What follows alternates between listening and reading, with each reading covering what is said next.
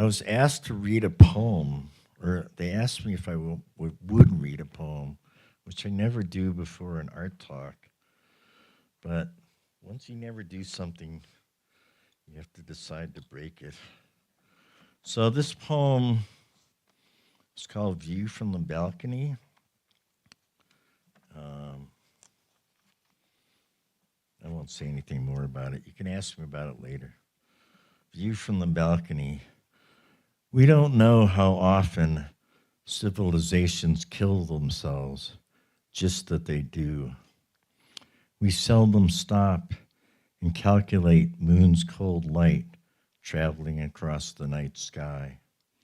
Thomas Edison is to blame. Electric lights turned our attention away from the stars. Counting them is tedious. How many do you think like to lurk in clouds and dust?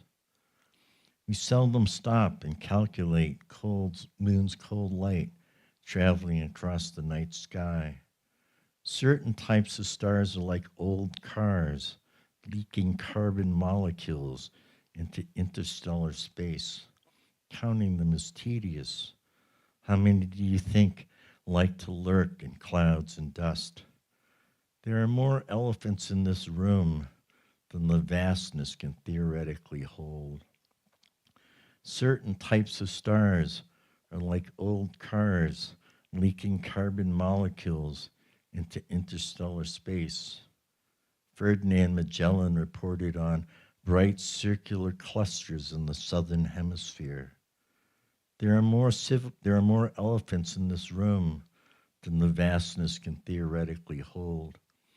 Most other civilizations that still exist in the galaxy today are likely young.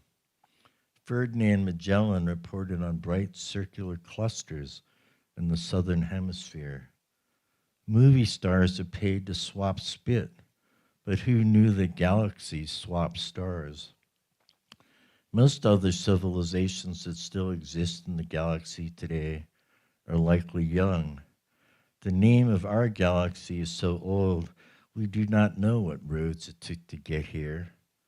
Movie stars are paid to swap spit, but who knew that galaxies swap stars? We're likely a frontier civilization in terms of galactic geography. The name of our galaxy is so old, we do not know what roads it took to get here. We're relative latecomers to the self-aware Milky Way inhabitant scene. We're likely a frontier civilization in terms of galactic geography. We don't know how often civilizations kill themselves, just that they do. We're relative latecomers to the self-aware Milky Way inhabitant scene. Thomas Edison is to blame.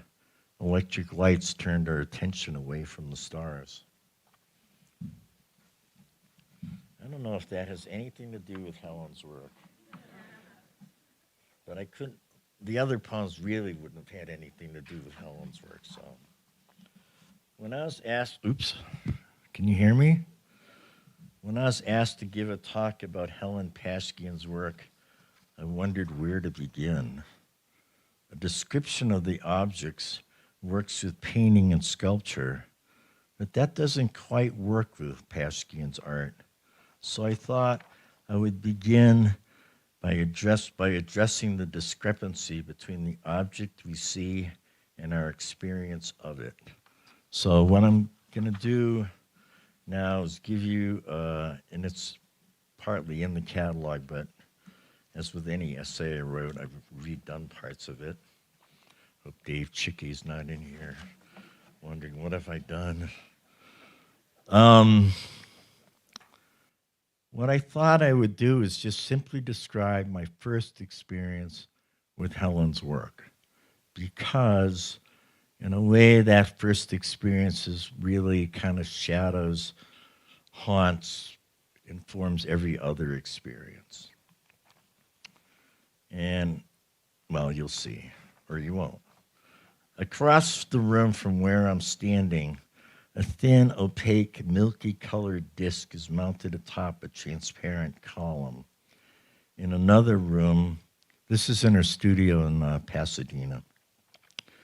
And it was the first time I met Helen. It was the first time I saw her work. In another room, a multicolored, semi-transparent sphere sits on a flat surface.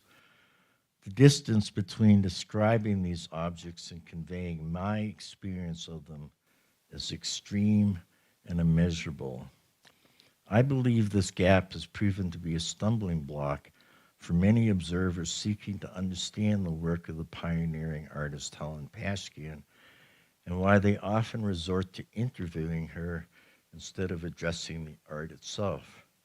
The art is unlike anything they might have experienced, and all the old terms used to describe paintings and sculpture no longer seem right. These observers may be flummoxed because they're unable to name what they're looking at or enclose it in language. This is further complicated by the way that the experience of Paschkin's work reveals itself as it slowly transforms from tangible object to intangible light, and in the case of the faintly colored disc atop the column, becomes a spectral presence in an unlit room whose physical dimensions fall away. A groundbreaking figure in the light and space movement, which started in Southern California in the 1960s, Paschkin has long been under-recognized in comparison to her peers James Turrell and Robert Irwin. While much of this can be attributed to the art world's practice of focusing on male artists while largely ignoring their female counterparts, I think there are other aspects to Paschkin's art that might have contributed to this neglect. These characteristics, in fact, constitute some of her work's indubitable strengths.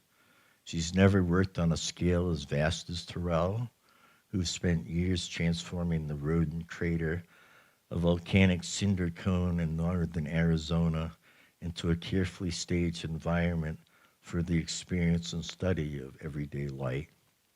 Nor has Paschkin focused her attention on site-specific installations as Robert Irwin has.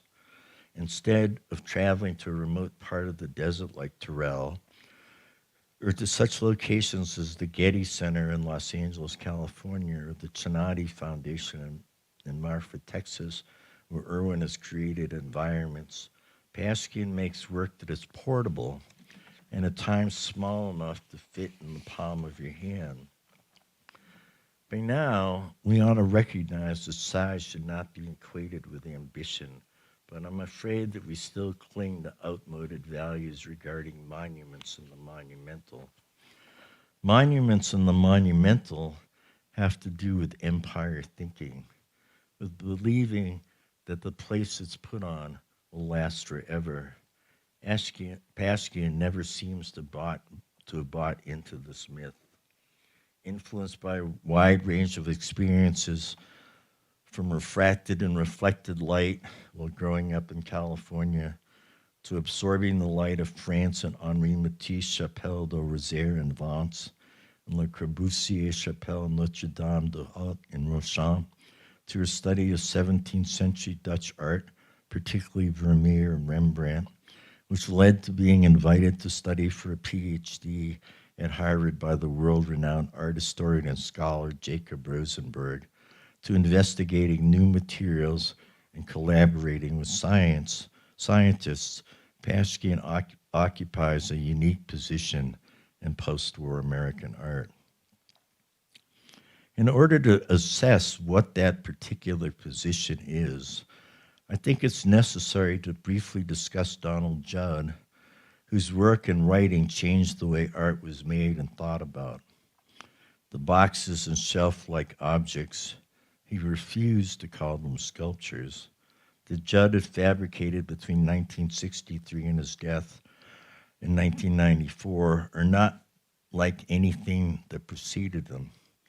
However, whereas Judd and artists associated with them, most notably Dan Flavin and Carl Andre, emphasized the object, Paschkin, Turrell, and Irwin shifted the emphasis to disorienting experience.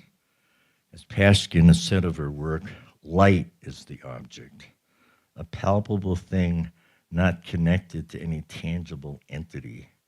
Certainly, this could not be said of Flavin's sculptures, which he made by arranging fluorescent light fixtures. In Flavin's work, light and object emerged. Well, in Paschkin's discs, they're separated. That separation has led to her work being discussed in philosophical terms.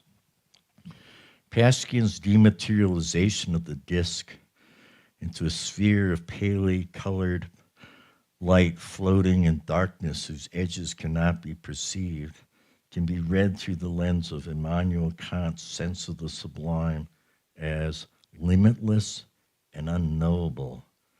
But I want to understand why I'm reluctant to stop there, why Paschkin's discs stir up a more nuanced and elusive yet simultaneously solid experience in me. What are the paradoxes I detect in Paschkin's art, and where does my thinking about them lead? Just as Judd worked closely with fabricators to get exactly what he wanted, such as a flawless aluminum or brass box that seemed to dematerialize by reflecting what was around it and become part of the environment, Paschkin works closely with scientists and technicians who experiment with new materials such as polyester resins and plastic to develop perfect discs that transform into suspended orbs of colored light as the room darkens around them.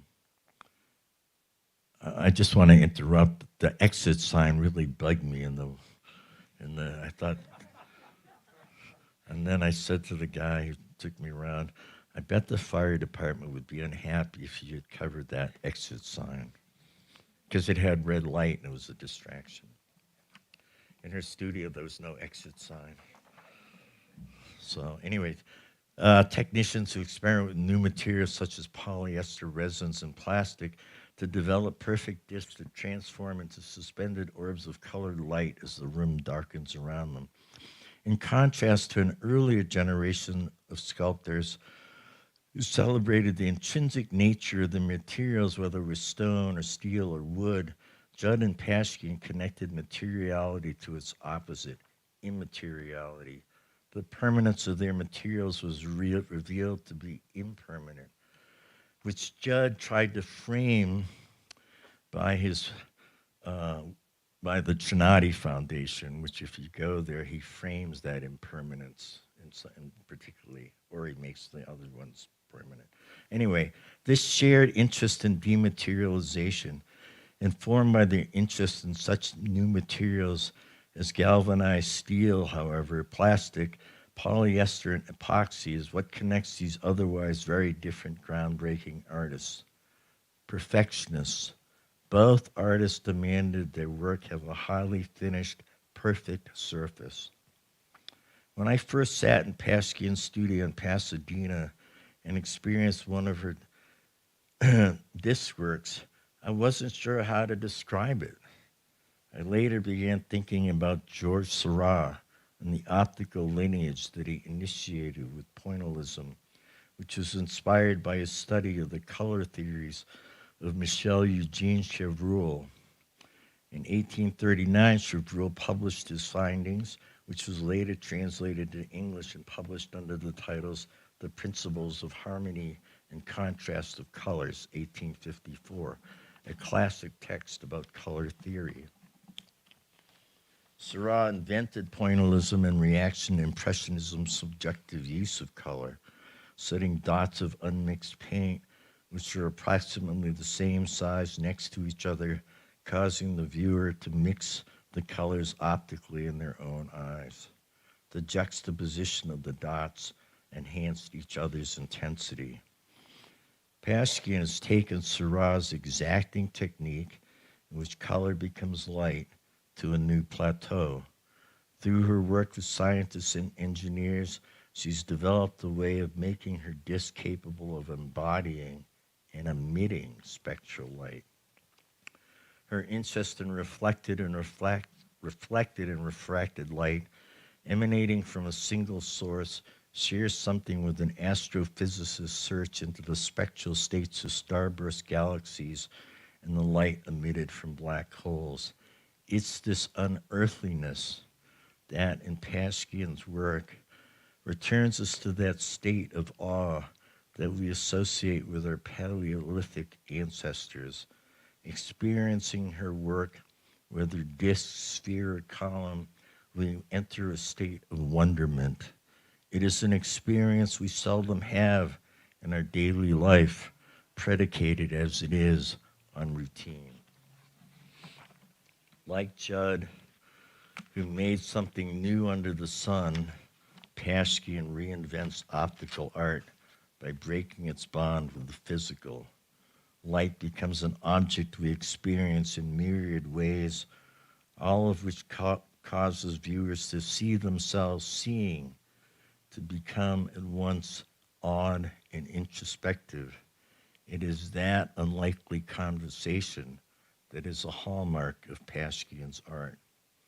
Whereas Judd's flawless surfaces, made in some cases from different materials, are inextricable from the surrounding environment, Paschkin's perfect discs become the source of an incorporeal experience for the viewer, ostensibly by disappearing. Before our Paleolithic ancestors named the stars, what did they make of them? Or of eclipses and comets shooting across the night sky? Did they find the phases of the moon comforting or unsettling?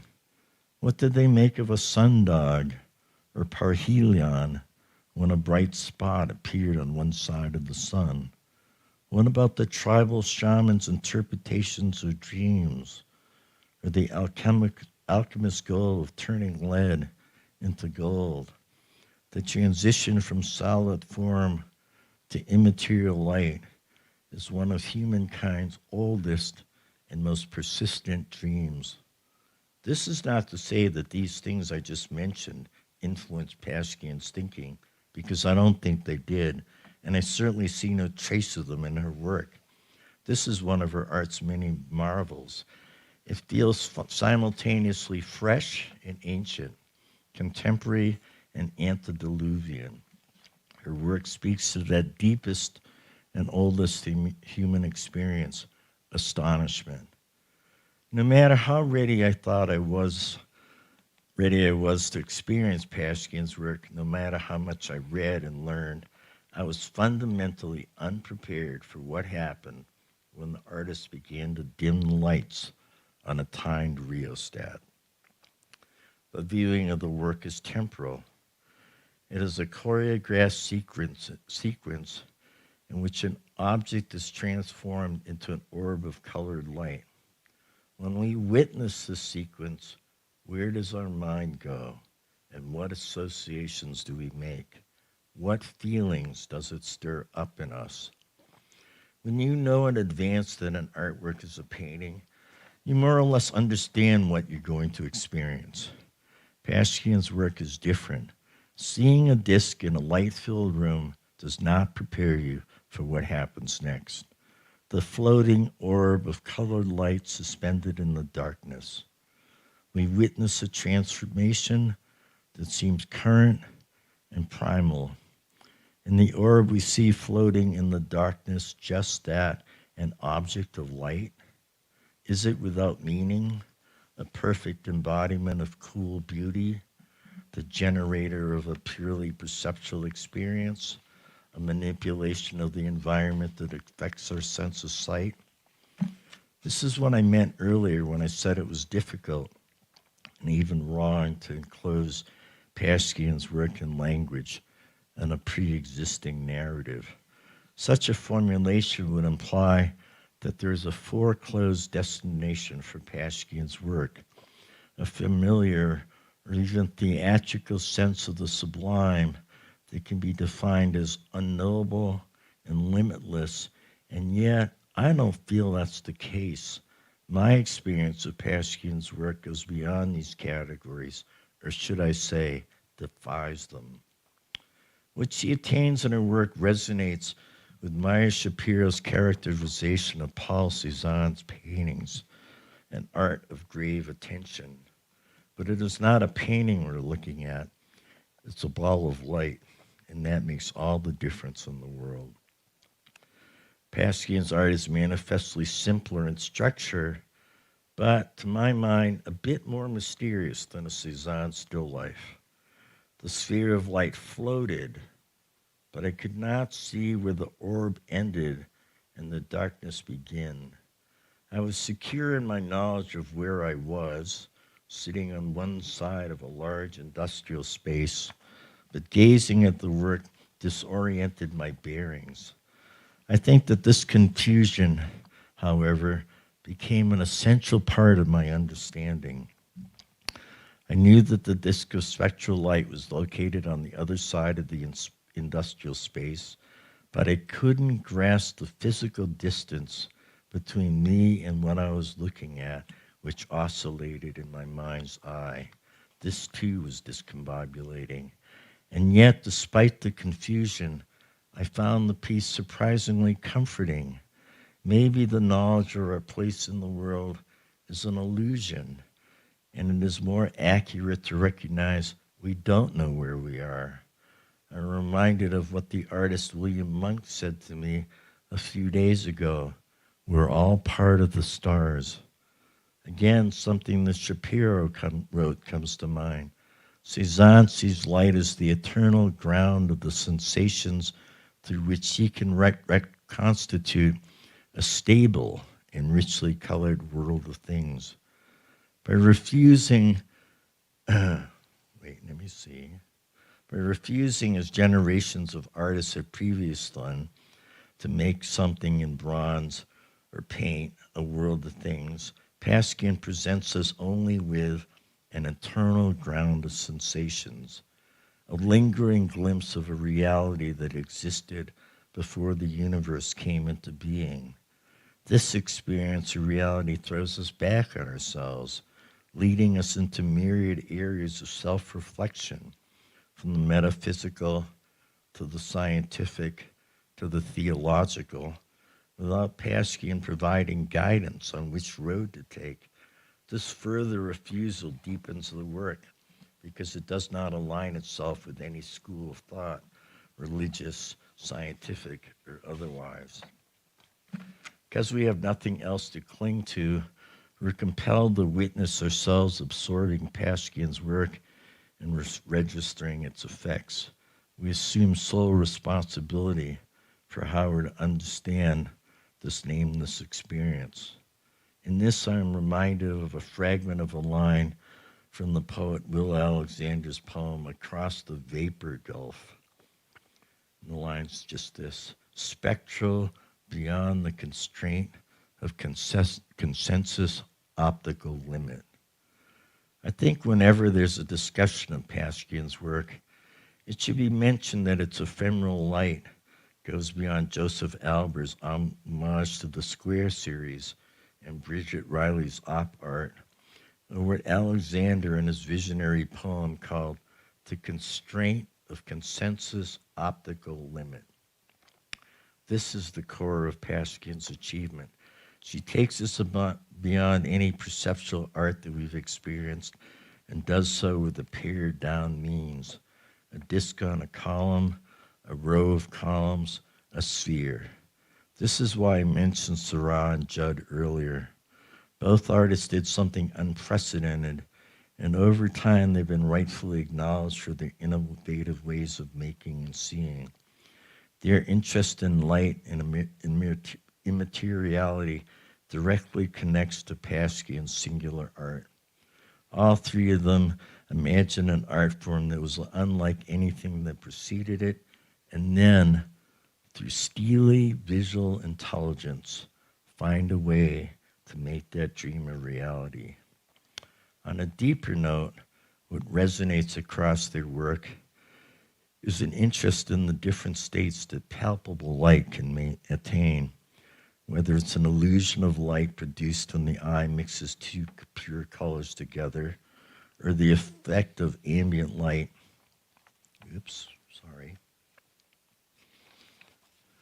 when it is, or the effect of ambient light when it is reflected by a large aluminum box or passes through a sheet of colored plexiglass, the object dematerializes before our eyes.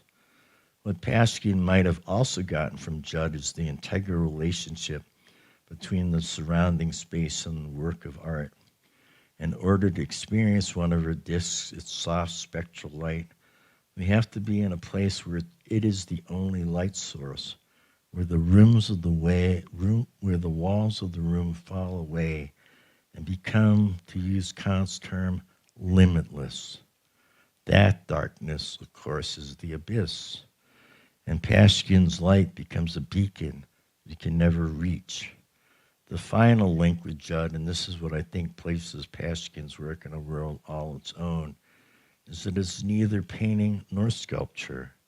Her orbs of pale, floating color are mysterious and touch upon something basic to her lives, the need to grasp light as an object.